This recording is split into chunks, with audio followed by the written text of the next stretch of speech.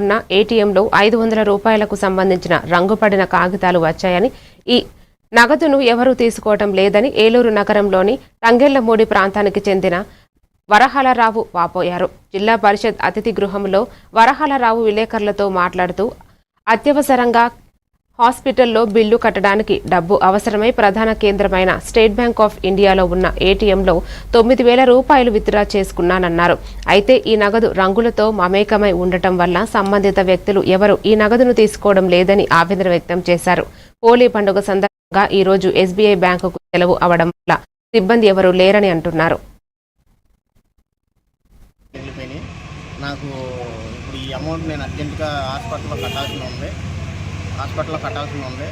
ఇది బ్యాంకు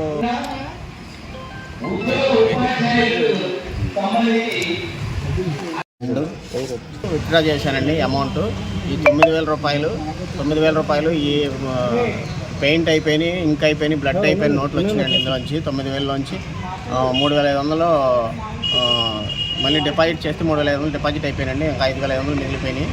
నాకు ఇప్పుడు ఈ అమౌంట్ నేను అర్జెంటుగా హాస్పిటల్లో కట్టాల్సి ఉంది. ఇది బ్యాంకు ఇక్కడ ఎస్బీఐ మన మెయిన్ బ్రాంచ్ ఏటీఎంలో తీశానండి. నాకు అర్జెంట్ అమౌంట్ అని.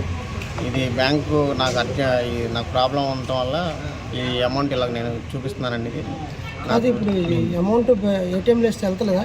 ఏటీఎంలో వేస్తే వెళ్తలేదండి. 3 సార్లు వేసానండి. ఏటీఎంలో వేస్తే వెళ్తలేదు ఈ అమౌంట్. మీకేం కావాలండి?